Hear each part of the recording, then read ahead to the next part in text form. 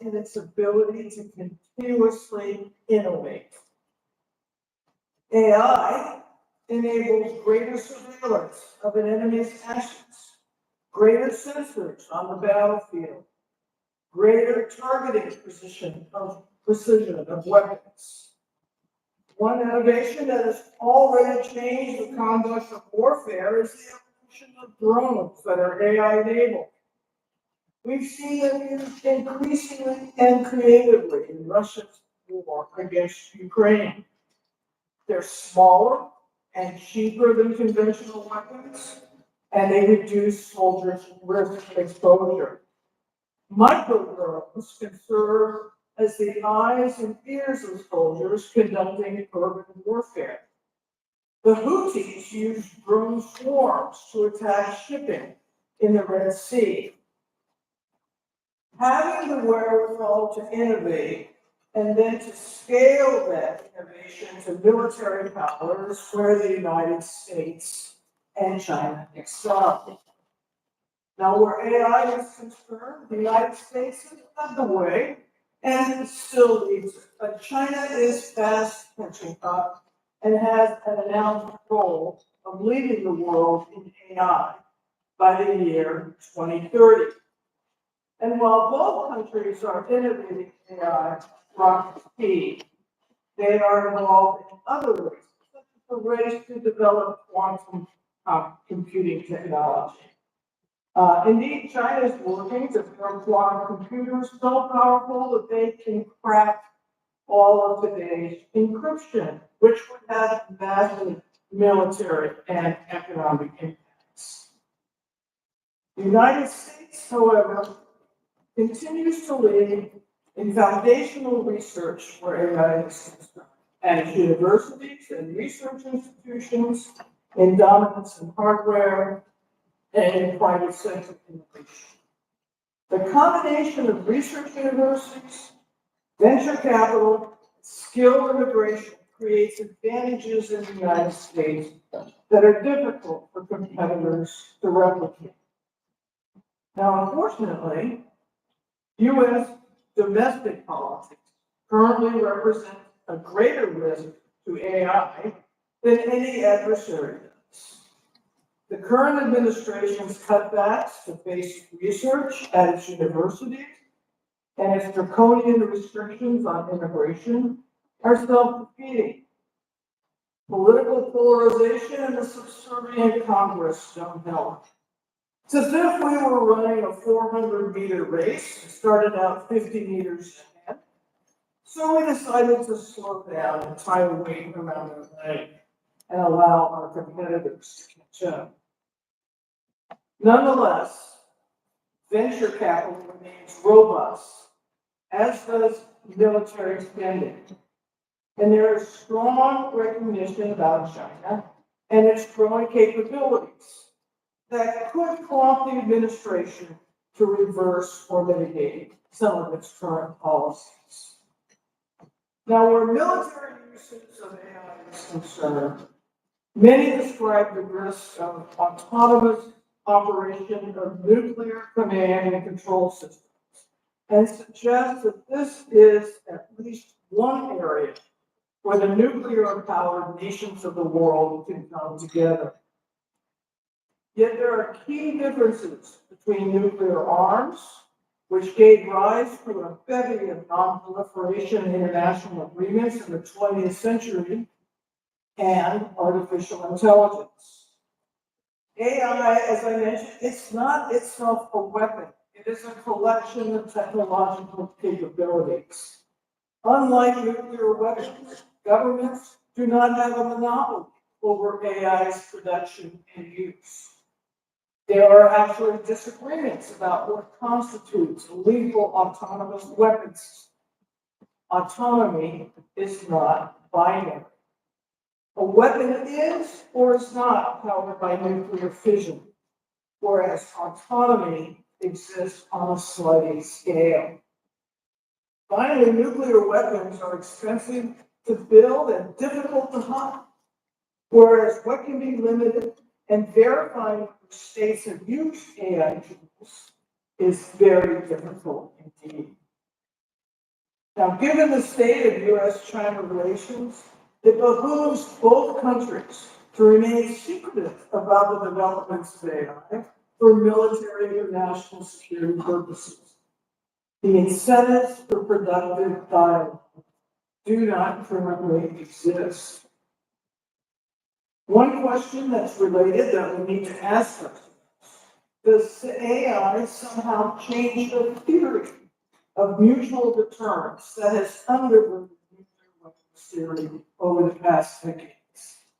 Mutual deterrence depends, after all, on rational actors adjudicating complex risk decisions in the context of somewhat complete understanding of an adversary's nuclear capabilities.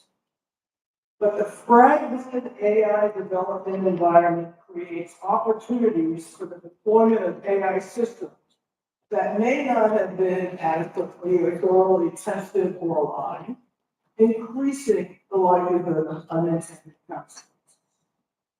Now, one would think that since we can foresee such risks, we can act to prevent it. And indeed, there are track 2 discussions underway. But the current constellation of world leaders seem uninterested, and until they are, perhaps, and I hope this never comes to pass, prompted by the actual deployment of a nuclear weapon, the risk of a destabilized nuclear world has indeed increased, and AI has to be included as part of the issue. Now, in terms of economic power and how it can rise, geopolitical power is leveraged by economic strength. Now, the United States remains the world's largest economy with a current GDP of about $30.5 trillion. China is second with a little over $19 trillion. AI, however, is not a GDP competition. While in the United States, AI development is generally being left to the private sector, China has an evolving industrial policy for AI that is deploying across the full AI technology stack, from chips to applications. To reach its goal of leading the world in AI by 2030, China's industrial policy is focused on support for research, talent, subsidized compute, and applications. AI adoption in China is growing quickly across sectors, from electric vehicles and robotics to healthcare and biotechnology. But it's not all smooth sailing. There's been inefficient allocation of AI chips to companies in China, for example. US-led export controls on AI chips and the equipment needed to produce such chips has limited the compute available to Chinese AI developers. And Chinese AI firms like ByteDance and Baidu already complain about being compute constrained. Now, at April 2025 Politburo meeting on AI, President Xi Jinping emphasized self-reliance and the creation of an autonomously controllable AI hardware and software ecosystem. Chinese state support will be essential for AI progress there, and at least 3 ways. First, developing domestic AI chips and a sanction-resistant semiconductor supply chain to compete against US export controls. Second, addressing talent constraints. And third, rapidly scaling energy production to meet a 3-fold increased data center demand by 2030. But state planning has a fundamental weakness where AI development is concerned. AI relies on fast-changing, wide-ranging innovation, frequent paradigm shifts, such as the emergence of reasoning models, makes long-term state planning difficult. Now, in contrast, the US is competitive in AI, but without any meaningful state support. Instead, it is based on private sector investment and research. The AI market that draws in companies and investors is already valued at $750 billion and continues to grow at a rapid rate. Whereas the U.S. is falling behind, where the U.S. is falling behind, is on support for talent and for research, as I mentioned earlier. The reductions in research funding, the attacks on universities where the bulk of U.S. research is conducted, basic research, and the limitations on legal immigration, especially for students, may in fact limit AI innovation more than any regulatory regime. If not reversed, that could lead to a fundamental shift in global power and security. AI, China's aggressive industrial policy supporting AI will increase, if not surpass, its competitiveness with the United States. And if economic power equates to geopolitical power, we can assume that AI power can do the same. So that leads to the third pillar underlying the current U.S.-China rivalry, the clash in values. With the presidency of Xi Jinping and the consolidation of power in the Chinese Communist Party, China has become more autocratic.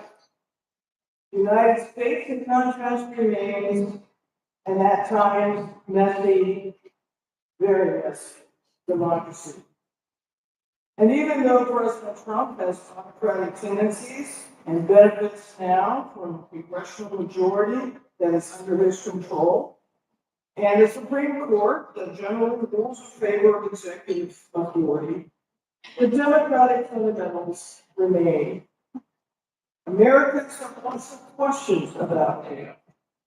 Is the underlying data biased? Who is accountable for flawed algorithms? Is there unwarranted trust in AI predictions?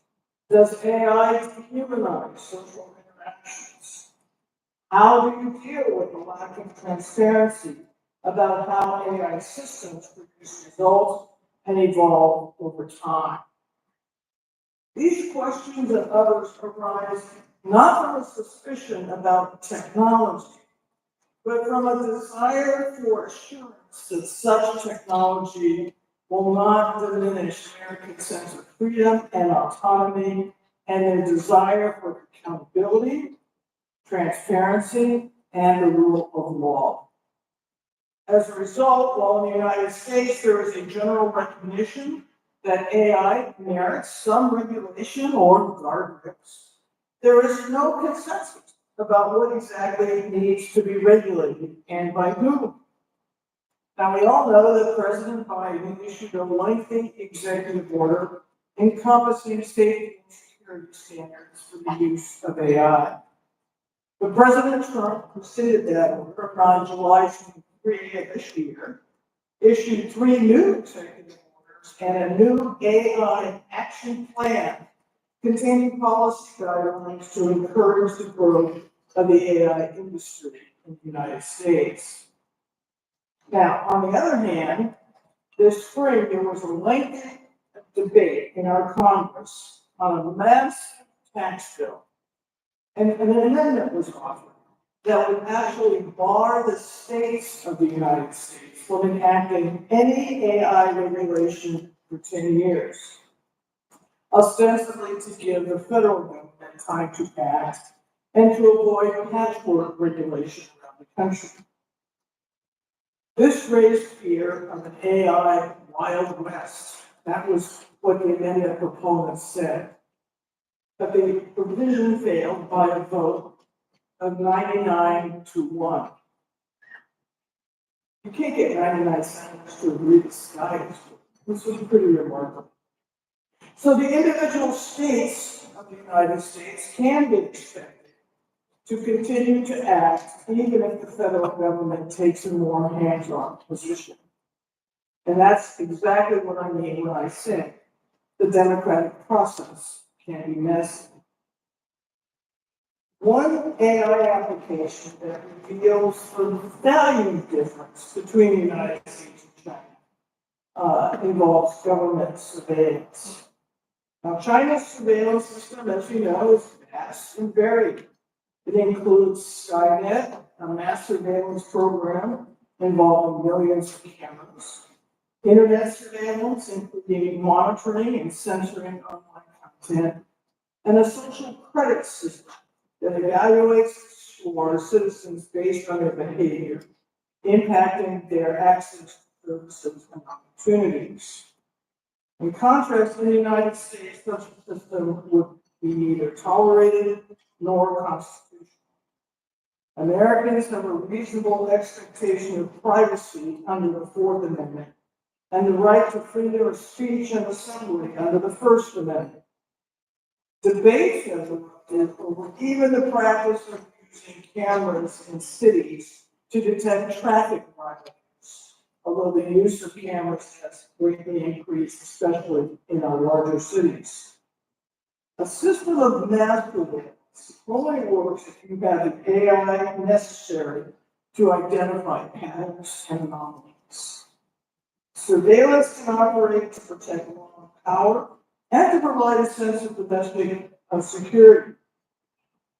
And the American system is not without its problems. The clash between the First Amendment and the plethora of misinformation in social media. But the differences between the United States and China are profound, and they affect and infect geopolitics and AI. One final application of AI bears mentioning because it affects nations beyond the United States, and that is the use of AI to interfere with the electoral process. A nuclear weapon can cause untold death and destruction. But democracies can also fail if their people do not believe their elections are free and fair, or if they cannot trust what they read and what they hear. Even though election interference between adversaries is not a new phenomenon, AI will increase its use and its destructive effects. It is something that we also must put on the AI. Now, I can't finish this talk without addressing South Korea and its approach. As was mentioned in the talk this morning, the AI Framework Act here, adopted on January 21st, is a significant step forward in balancing between innovation and regulation. And South Korea should be commended for becoming the first jurisdiction in the APEC region to adopt comprehensive AI legislation.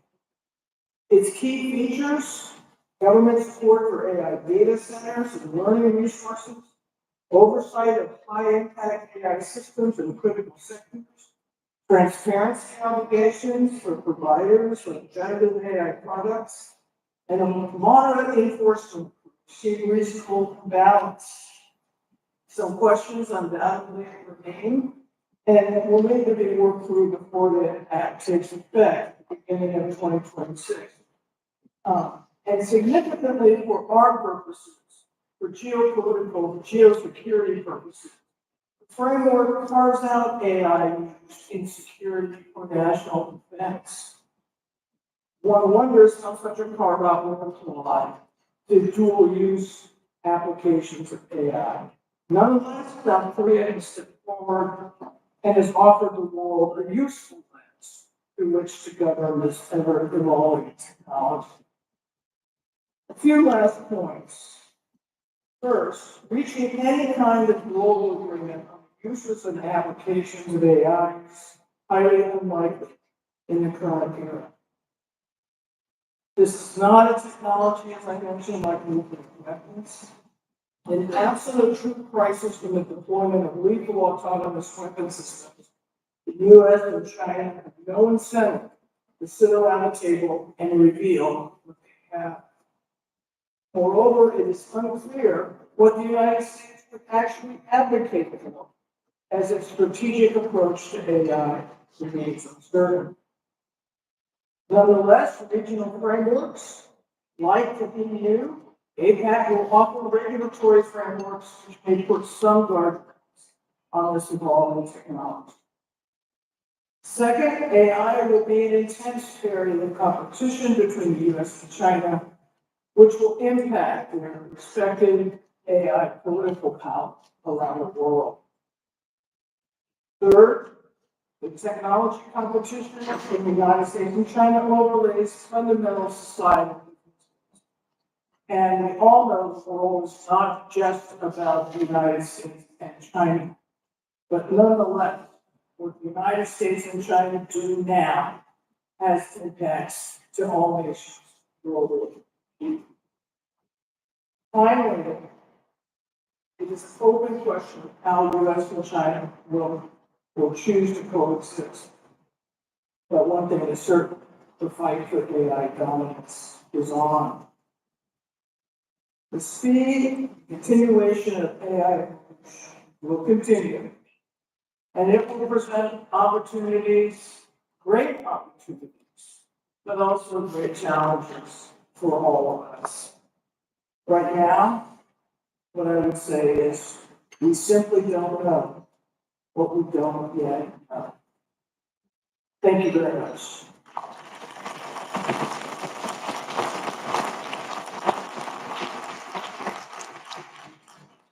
네, 이어서 서울대학교 이근 교수님의 주제로 나폴리탄 교수님과의 특별 대담을 진행하겠습니다. 박수로 맞아주시기 바랍니다.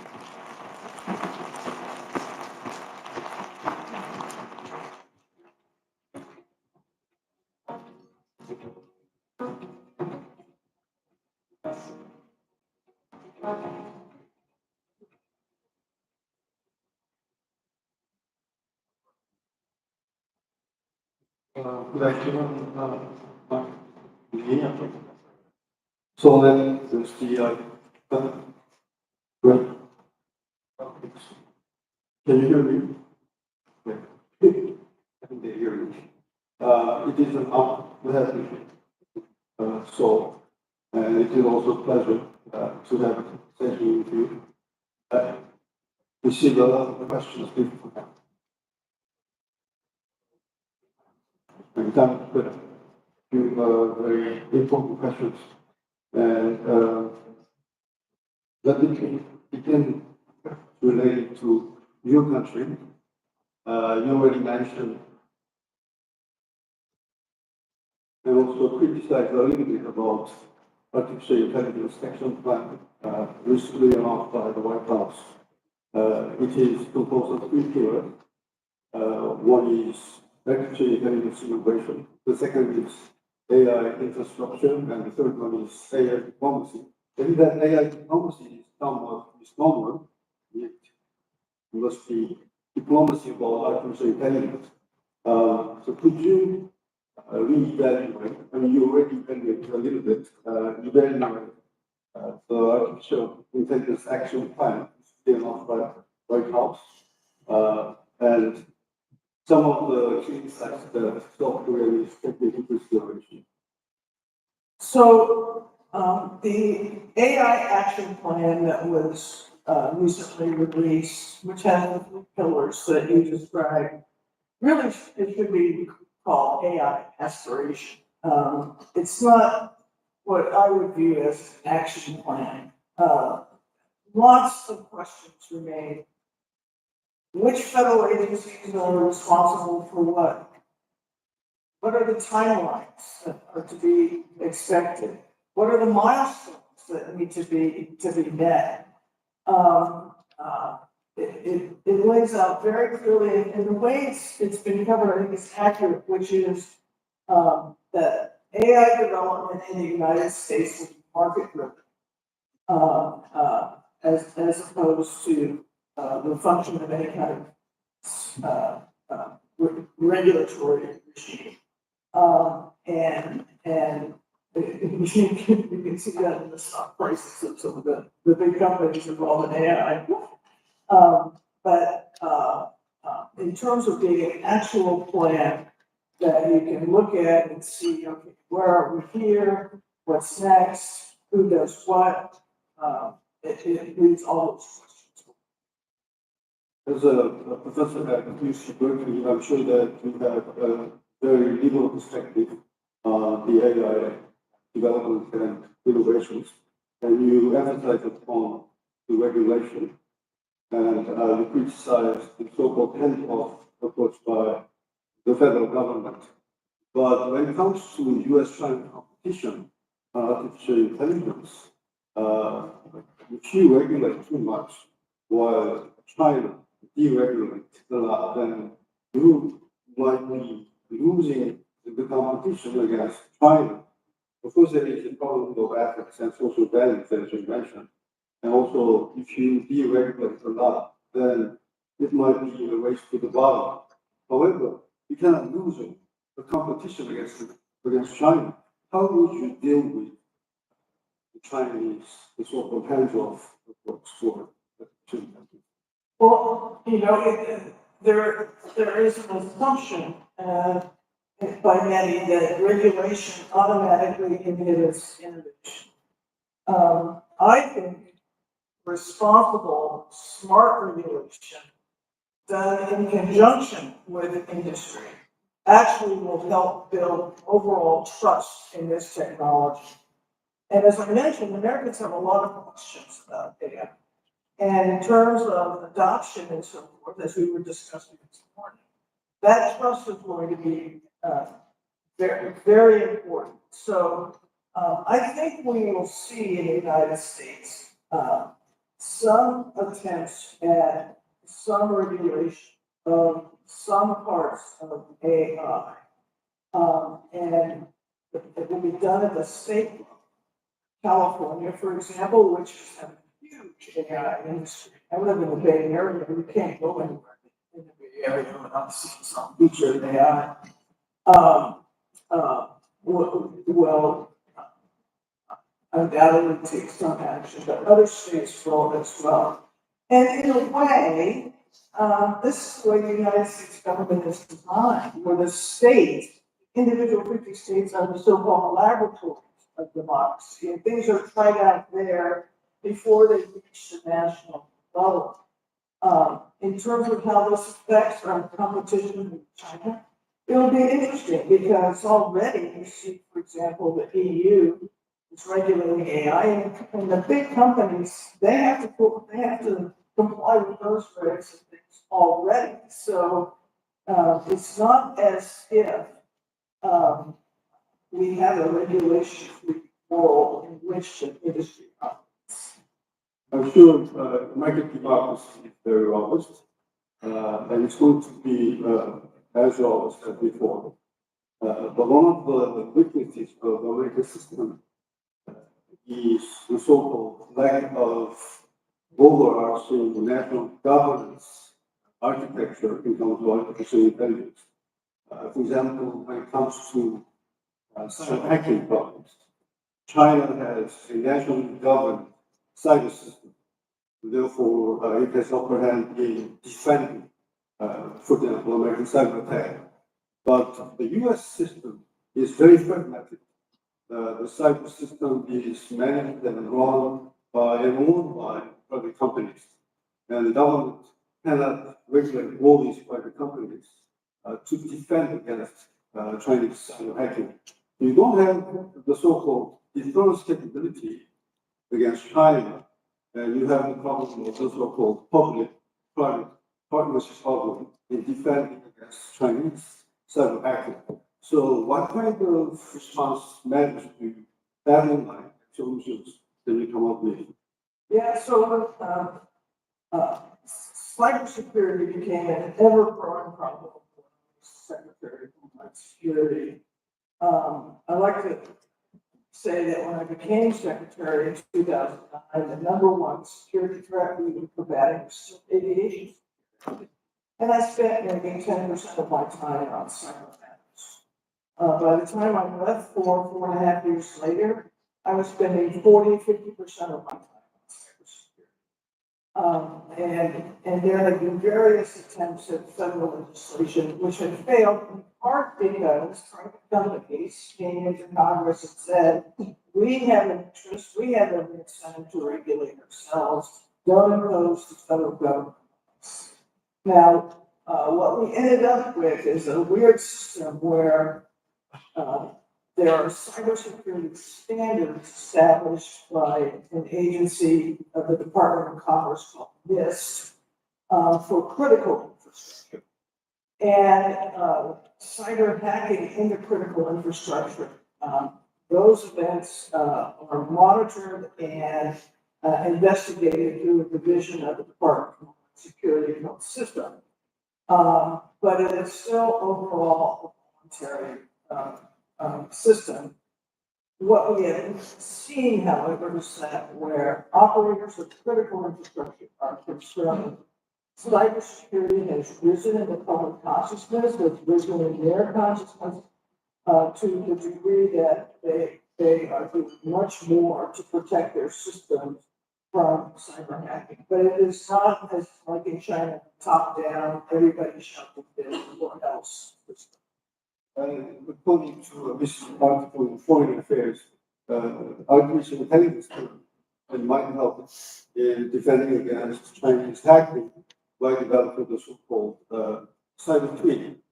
You can have a cyber twin developed by artificial intelligence and you can detect the pattern of Chinese hacking.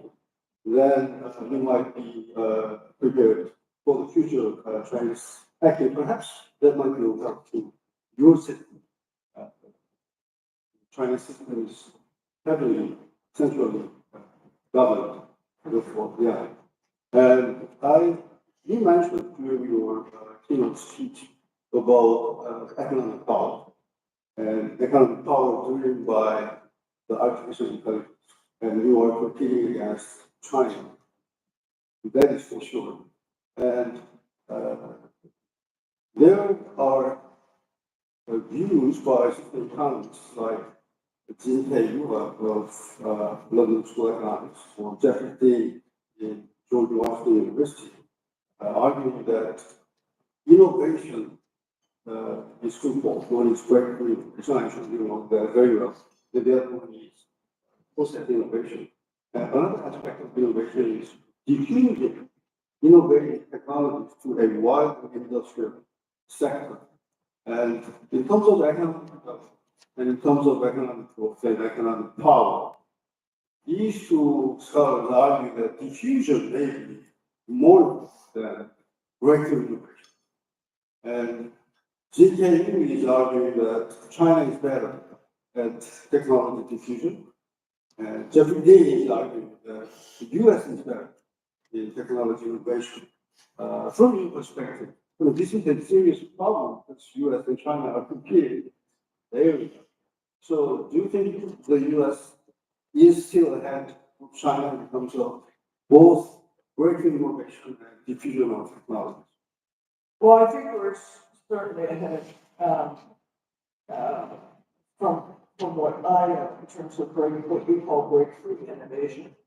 But it's an interesting question because China is very focused on integrating AI applications into practical aspects that happen right now. And it seems that many of the US companies in AI development are focused on really the development of AGI and so forth. I think in the end, the US is going to have to do both. That is, people are going to, as they become used to AI, as they use AI, they're going to expect to see it, and they're going to want to see it. And the diffusion will occur organically, naturally. It won't be the product of the government. Okay, but let me now summarize for US-Korea relations. I think the alliance relations will be very much conceptual because of about exchange intelligence. And how does the US conceptualize alliance relations from AI? Specifically, the US is strengthening AI technology alliance and encouraging alliance nations to adopt American technology. How should the line relations be redefined in the AI era? And what rights and obligations do you anticipate countries participating in technology alliance to have? Particularly in the area of interoperability of weapons systems, we may have to share the AI platforms together. We may have to share a lot of sensitive data. Then there might be a problem of dependency toward American AI platform. And as you know, the platform will experience so-called network effect. So it is not only a problem of military interoperability issues, but also the problem of sovereignty dependency. Therefore, these two countries need to be concerned about a lot of issues. So how do we conceptualize our alliance relations? Well, that's a narrow question. It,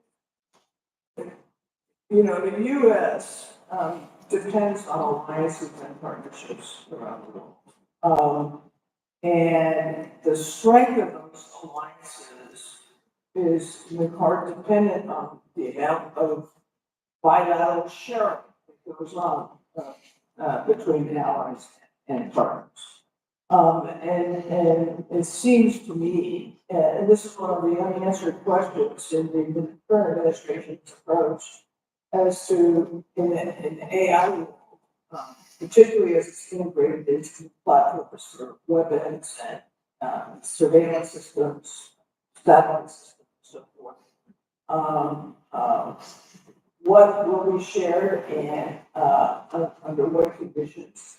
On the other hand, we get a lot of value back from and partners. And so it seems to me that there should be a matter of diplomacy between allies and partners as to what will be shared, under what restrictions or conditions things will be shared, and how the alliance will work together moving forward.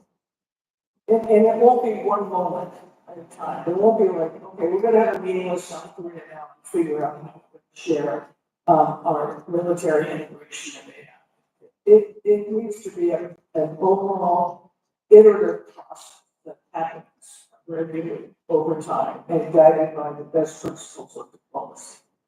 I agree with you that this is going to be an evolutionary process between the two countries. And a strong interoperability or sharing sensitive data or platform together between the two countries, there is the problem of, as you mentioned, misjudgment. There's the problem of disinformation, problem of accidental conflicts. So there are a lot of things that we need to worry about, particularly in terms of whether or not we can trust the artificial intelligence 100%. Yeah. So in the military arena, these problems are a lot more important because this has to do with the lethal weapons. So what kind of measures can we come up with to deal with these problems? It has not only to do with democracy, but also to do not only security, but also democracy. There's no easy answer to that question. If there were, it would have been answered already. But I think the key thing is where the data and technology is being used and integrated into weapon systems, that there be some standard set for assuring the integrity of that data and to monitor the integrity of that data. To make sure that it is the cleanest, if I can use that word, available. But as I mentioned in my talk, for example, lethal weapons, they're being used now, but they are very, it is real, to me, open question. The degree to which we have lethal autonomous weapons and take humans out of the equation. I think that's a fundamental question that needs to be addressed. And as for the decisions, the field officers have to make under very emergent conditions and situations, there's problem of the decision-making process or delegation of decision powers. And between the US and China, as far as I'm concerned, these two countries have very different system of decision-making process and delegation of decision powers. For example, in China, even if you are a field officer, until you get the approval from the top, for example, President Xi Jinping or generals, you will be very reluctant to make a final decision, even if this is a very urgent situation. But in the USA, you may have to delegate decision powers to the field officer. Then you can respond to the urgent situation a lot more efficiently, effectively, quickly. So this is not an artificial intelligence question. This is a question of human system or the institutional system. So in those two aspects, do you think which one is, do you think better? Because we are dealing with, again, autonomous lethal do you think America has advantage in terms of combating the Chinese against the Chinese soldiers better? Well, one would hope that the United States and China would never end an actual kinetic warfare event. That would be disastrous for both countries and for the world. The United States military is a strong and effective fighting force. It's been involved in numerous conflicts over the past decades. It's a very experienced fighting force. You're exactly right. The leadership is delegated down and out amongst the force, so that you avoid that problem of having to elevate things up the chain and then wait for messages to come down the chain. China, on the other hand, operates differently, and they have not been an actual war or battle in the last decade. So we're fighting forces in ways untested. So we would have to see, right? But hopefully we won't ever see. I agree, 100%. I would like to go back to the question of sharing platforms between the two countries. The current Korean government is planning to develop sovereign artificial intelligence of our own. So we would like to have Korean version of ChatGPT, Perplexity, Gemini. And from American perspective, is it better for your allies to have sovereign AI system? And is it better for allies to coordinate the security issues together?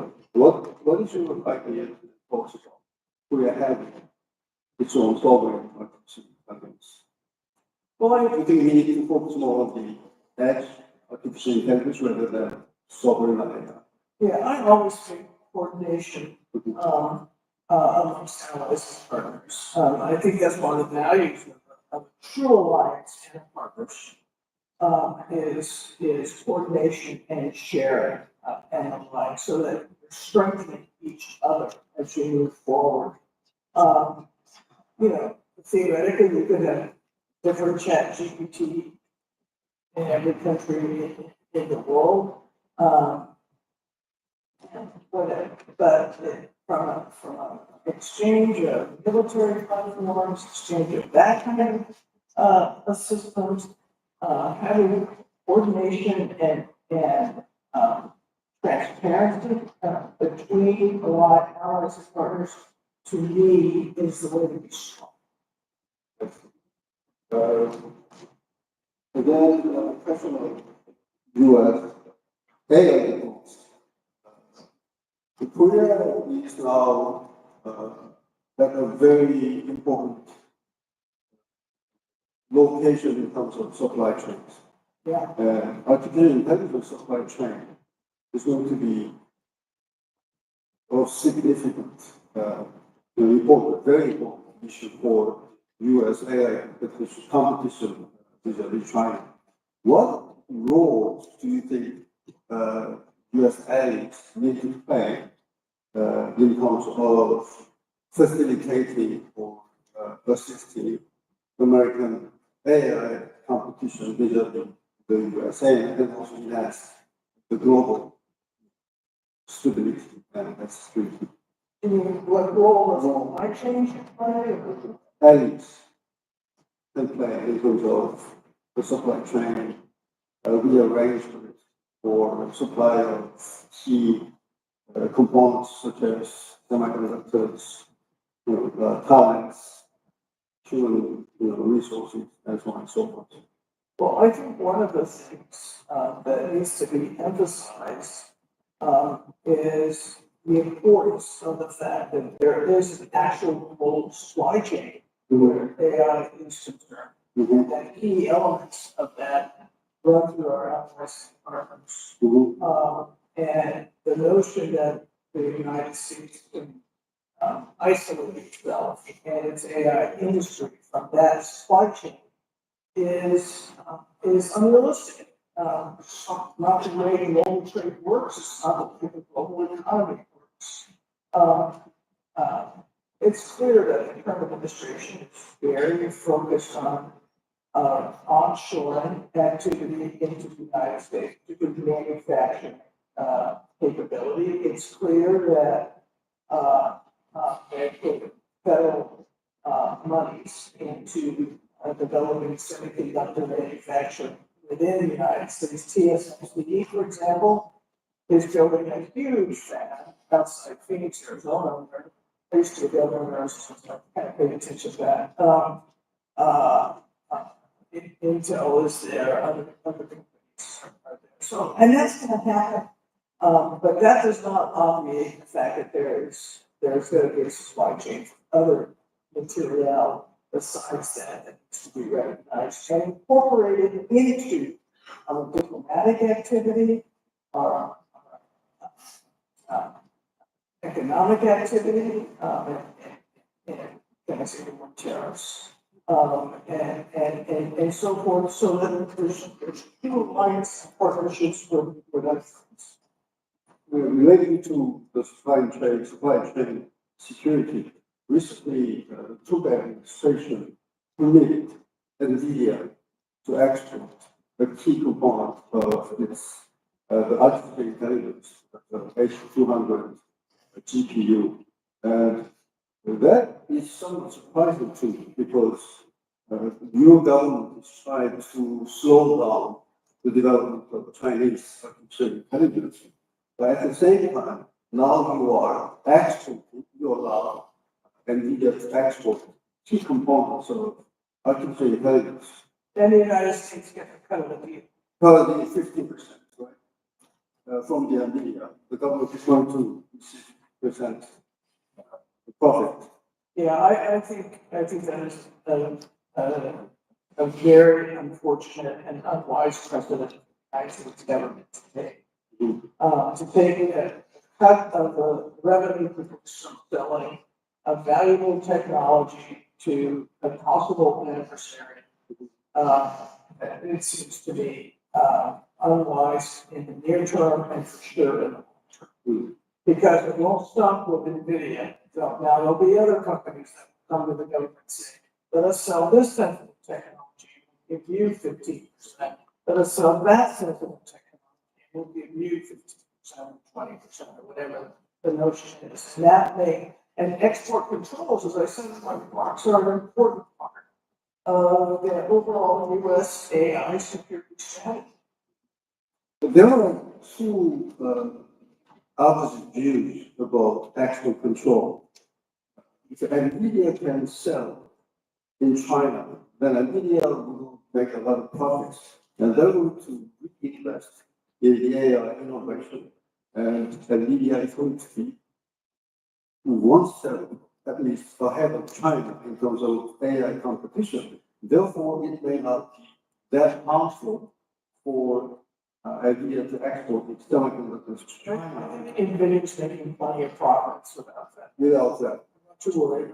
But on the other hand, if you apply export controls strictly, then China will have every incentive to come up with its own semiconductor.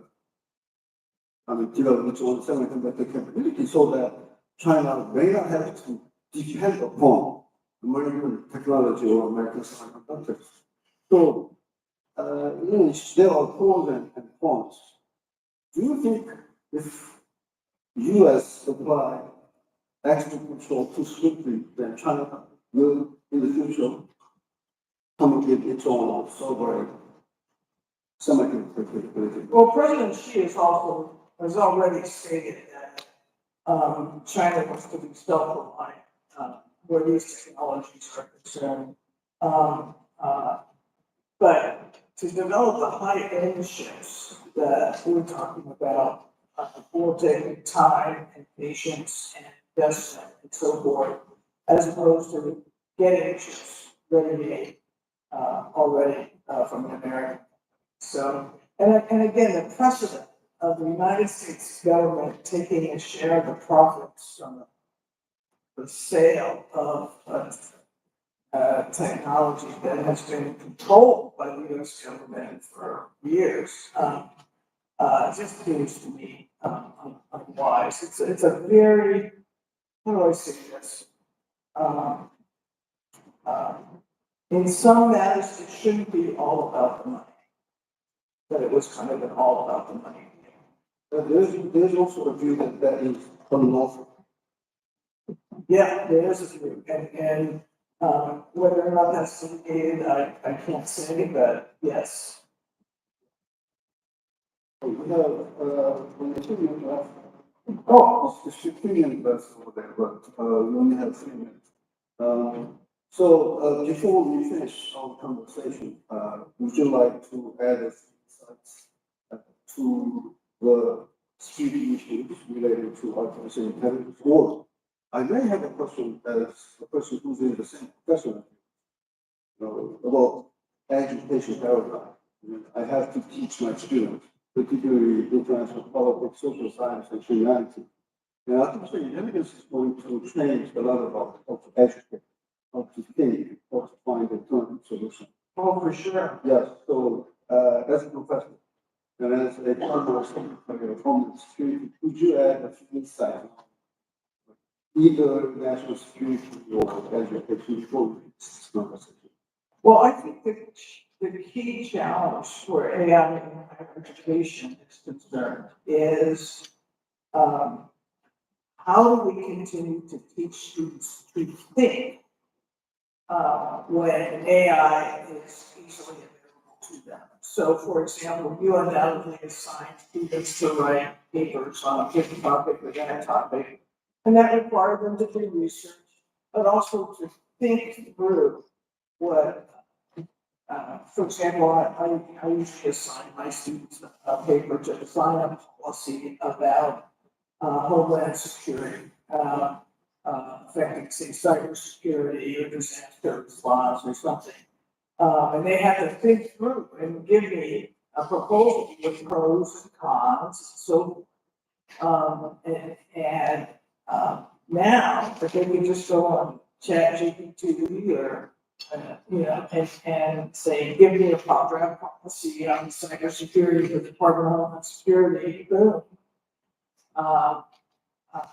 Have they, where in there do the students learn how to think things through? So I have no qualm with using all kinds of expedited systems to find research and all the like, but it's losing that ability to educate students how to think that I agree with you, absolutely. yeah. And the thinking is the most important part of the human. Well, we just had a presentation on AI and creativity, and some of that, is the thing, right? Same issues.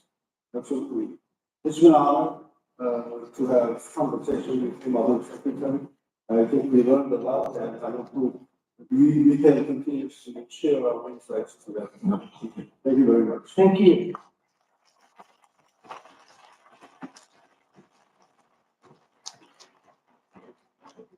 AI 안보와 AI 주제로 좋은 말씀해 주신 두 분께 다시 한번 감사드립니다.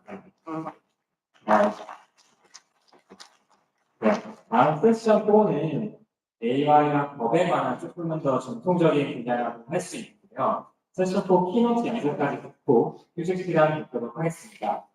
펜실베니아 대학교 마찬스쿨의 조셉 해링턴 교수님께서 알고리즘 기반 가격 설정을 주제로 키노트 발표를 해주시겠습니다. 네, 조셉 해링턴 교수님, 네, 박수로 환영해 주시기 바랍니다.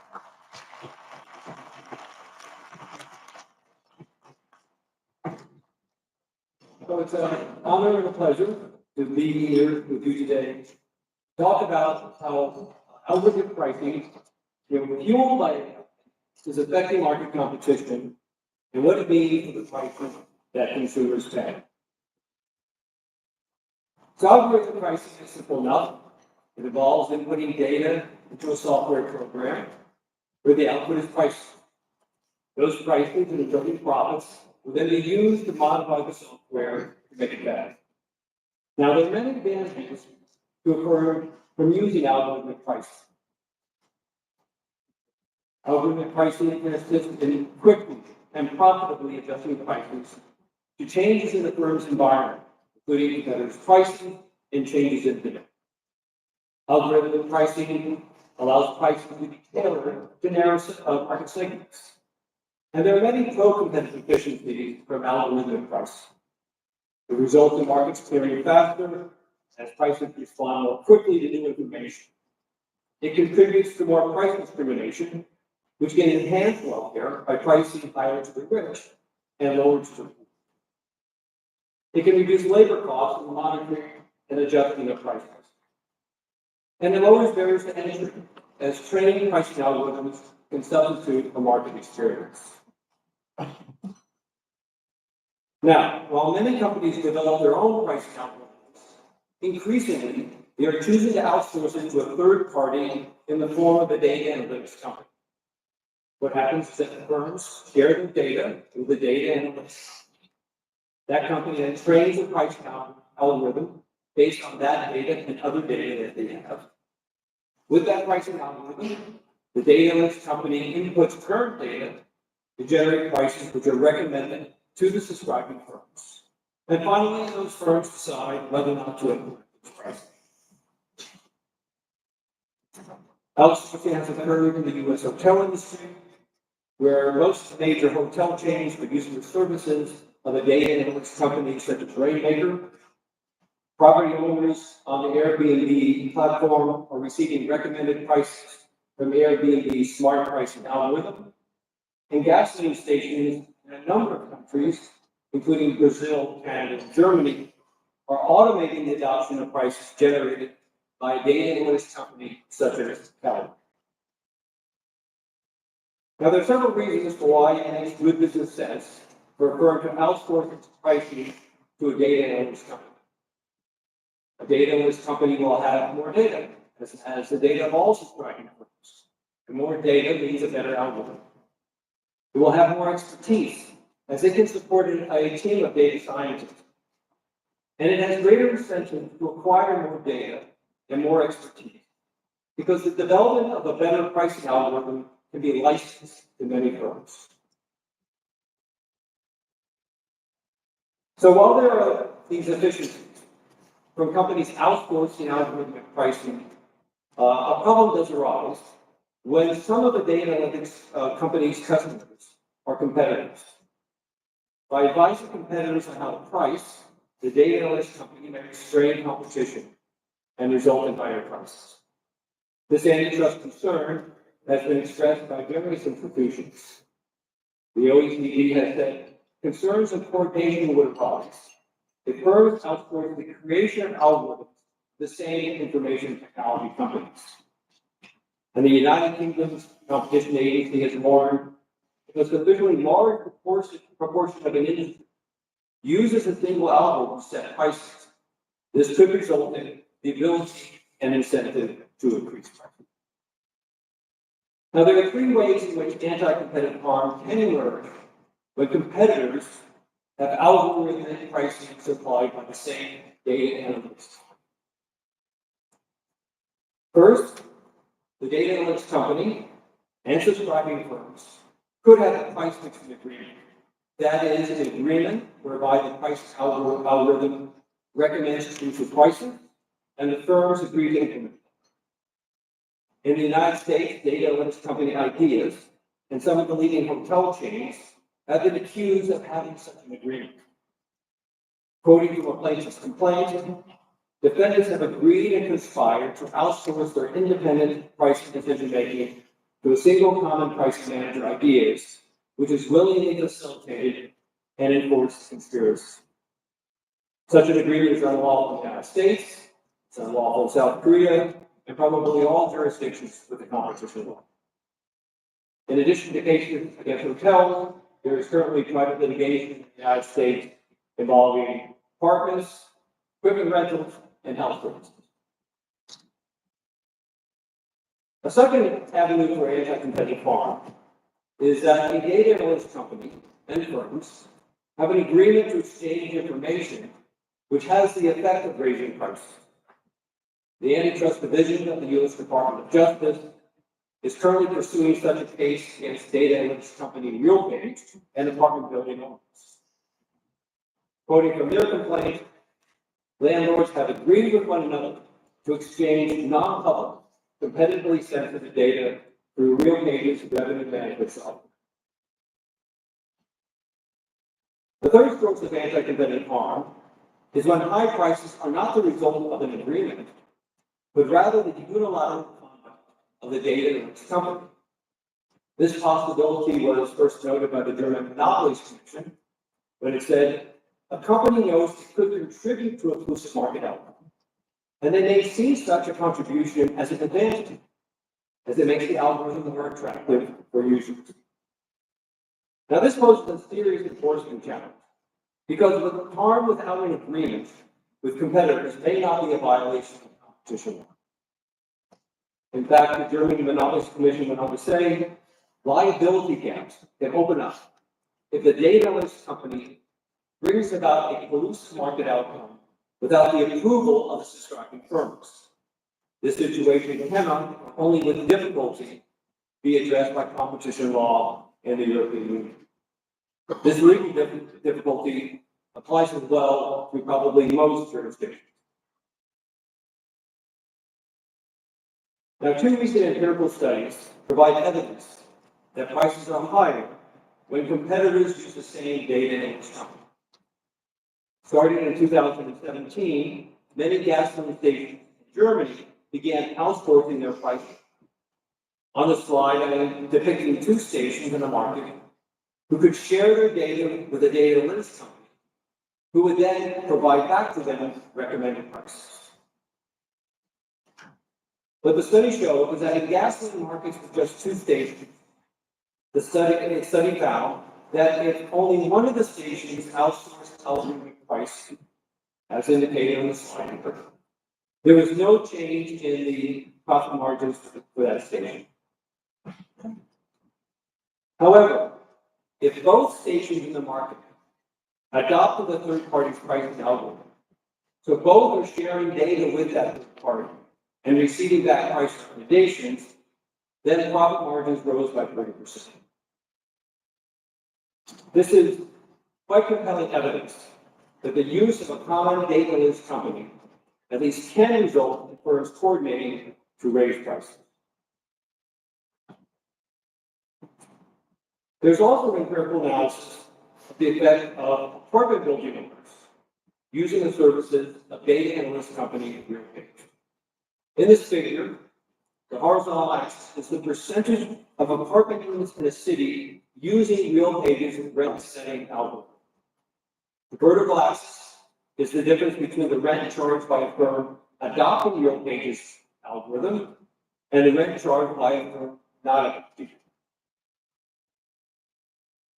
If the estimates, as I'll describe in just a moment, are above that dashed line, then rents are higher by using RealPage's pricing algorithm, and rents are lower if it is below. The first finding was that when demand in the housing market is strong, it was found that if the apartment building owners using RealPage charge higher rents. And this effect is stronger when a higher fraction of apartment building owners in the city are using. This is the type of effect I'm feeling. However, when demand is weak, rents are actually lower by using RealPage's pricing algorithm. And again, this effect is larger when more apartment building owners are doing so. This result is consistent with the pro-competitive rationale for algorithmic pricing, which is that it makes prices more responsive to changes in demand.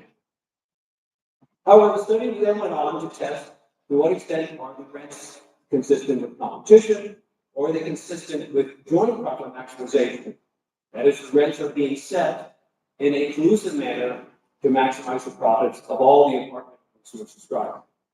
And they found more evidence in support of the rents being inclusive, and estimated that this cost consumers on the order of $1.5 billion per year. Now, the market for algorithmic pricing services creates a serious policy dilemma. On the one hand, outsourcing to a data analytics company delivers genuine efficiencies. But how can that be permitted while at the same time preventing the possible anti-competitive harm from having competitors use the same data analytics company?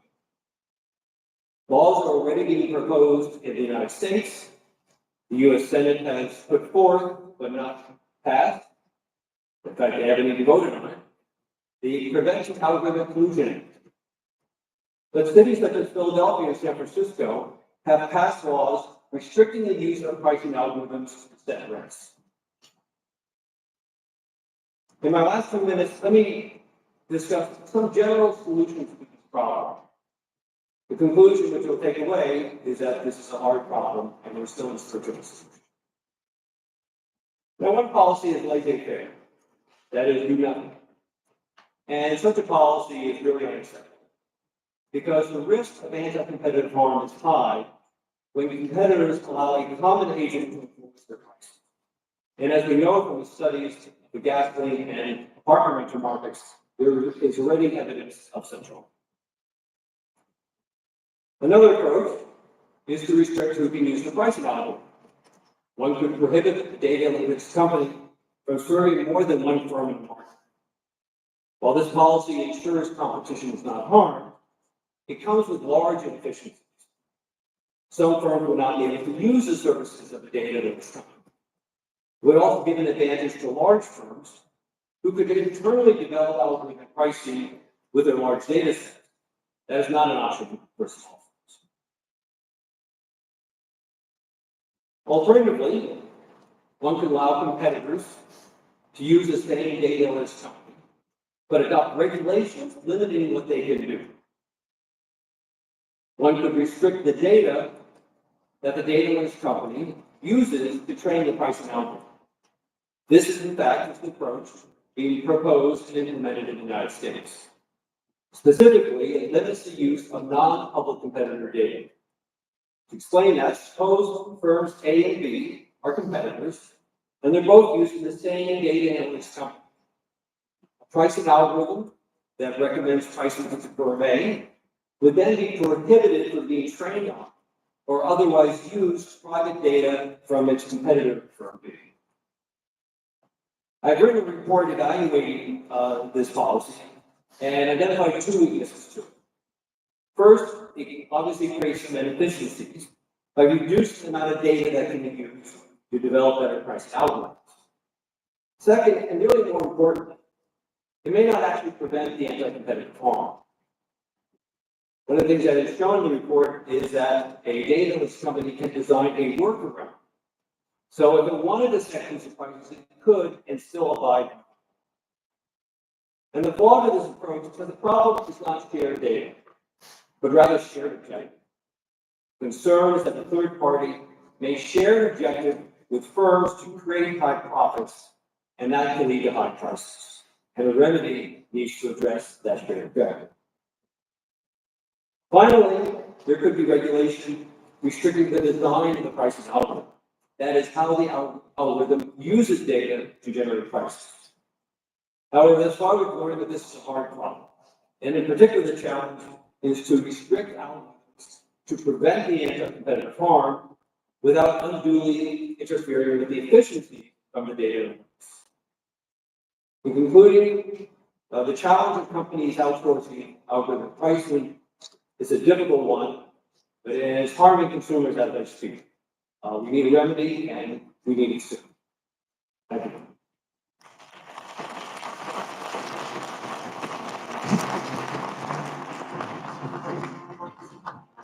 네, 잘 보내신 그간 가격 설정 관련해서 신포인의 발표를 해주신 허리턴 님께 다시 한번 감사드립니다.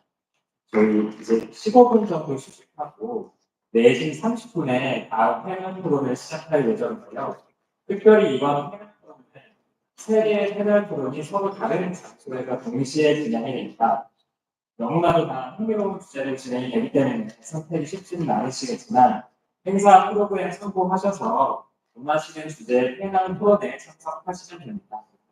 알고 계시지만 가격 설정에 대해서 심도 있는 토론을 들어보고 싶으시면 여기 한라홀에 기억을 남아 계시고 AI와 저작권 측면에서 다양한 논의를 들어보고 싶으시다. 신라운 1로 사법제도, 특히 법원에서의 AI 에이전트와 관련된 새로운 논의를 들어보고 싶으시다. 신라운 2로 이용해 주시면 신라운 1, 신라운 2에 나가셔서 왼쪽 목표를 지나가시면 됩니다. 행정 프로그램 명찰 뒤에 QR코드를 스캔하시면 조금 자세한 내용을 볼 수가 있으니까 내용과 참고하셔서 바로 이용을 해주시면 감사하겠습니다. 패널 투어 종료 후에는 여기 한라운드 다시 보여주시면 되고 5시 30분에 마지막 세션을 시작하도록 하겠습니다. 감사합니다.